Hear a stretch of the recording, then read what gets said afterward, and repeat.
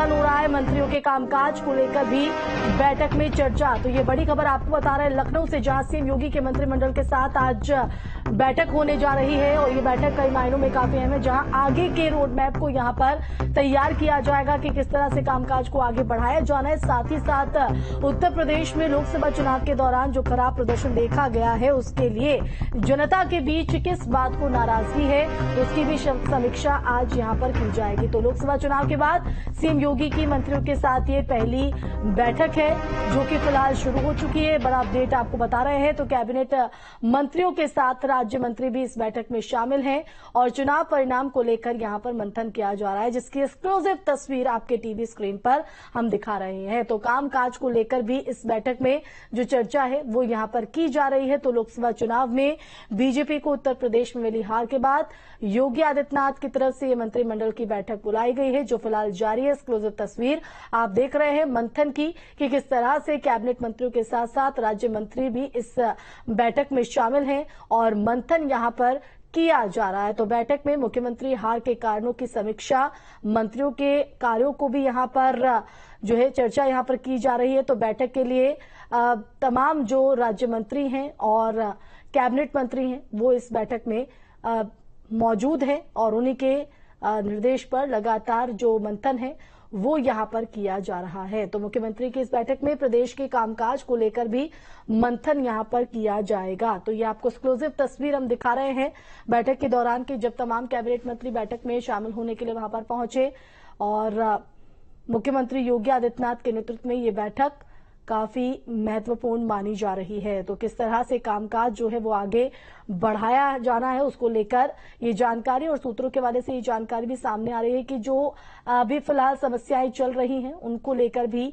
जो है मंथन यहां पर किया जाएगा। तो फीडबैक के आधार पर समस्याओं को दूर करने को लेकर भी चर्चा होगी। बिजली संकट को लेकर बातचीत होने की भी संभावना है। इसके अलावा अगर बात करें तो मंत्रियों के क्षेत्र में बीजेपी को कम वोट मिले हैं और इस पर भी चर्चा जो है वो यहां पर की जा रही है। तो इस बैठक में ये भी जानने की कोशिश होगी कि आखिर जनता के बीच किस बात को लेकर नाराजगी थी कि इस बार जो 2019 में नतीजे देखे गए थे इतना अंतर क्यों देखा गया। तो ये एक्सक्लूसिव तस्वीर आपको हम दिखा रहे हैं।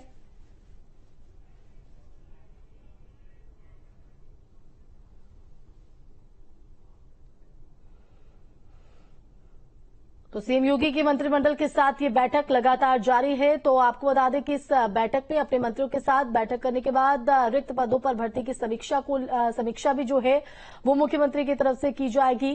तो आपको बता दें कि ये बैठक काफी महत्वपूर्ण है। संवाददाता अविनाश हमारे साथ लाइव जुड़ गए हैं। अविनाश, बैठक मंत्रिमंडल के साथ मुख्यमंत्री की शुरू हो चुकी है, क्या ताजा जानकारी?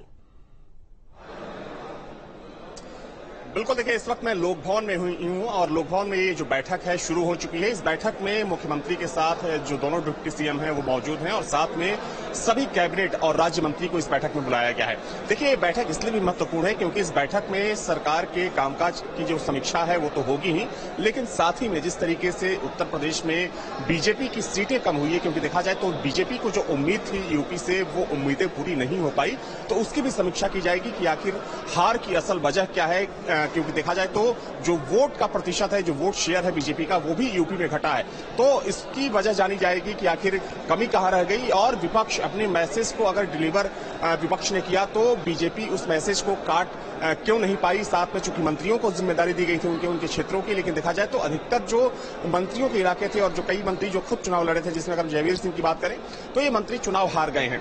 तो हार की समीक्षा होगी और आने वाले समय में गलतियों को कैसे सुधारा जाए और जो सरकारी योजनाएं हैं उन योजनाओं के जरिए बीजेपी के पक्ष में माहौल कैसे तैयार किया जाए, इन तमाम चीजों को लेकर इस बैठक में बातचीत होगी। और बिल्कुल इस प्रदर्शन का कहीं ना कहीं सीधा असर केंद्र सरकार पर भी जो है वो देखने को मिला है और देखा जाए तो वो जादुई आंकड़ा कहीं ना कहीं बीजेपी नहीं हासिल कर पाई जो हमने पिछली बार यहां पर देखा था।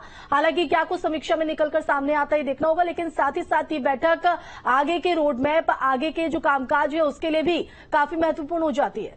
अविनाश। बिल्कुल सही कहा आपने। देखिए 2027 में चुनाव होना है और जिस तरीके से समाजवादी पार्टी अपनी जीत के बाद, क्योंकि देखा जाए तो समाजवादी पार्टी की जो सीटें हैं वो बीजेपी से ज्यादा है, तो समाजवादी पार्टी का जो उत्साह है, जो हौसला है इस वक्त बढ़ा हुआ है। तो निश्चित तौर पर जो काडर है बीजेपी का, काडर को कैसे खुश किया जाए। और देखा गया कि इस चुनाव में जो बीजेपी के अपने वोटर थे वो घरों से नहीं निकले, उन्होंने वोट नहीं किया, तो इस कमी को, इस खामी को कैसे दूर किया जाए, तो इसको लेकर भी बातचीत होगी। और आने वाले समय में संगठन और सरकार के बीच में जो सामंजस्य है, जो समन्वय है, उसको और किस तरीके से बेहतर किया जाए।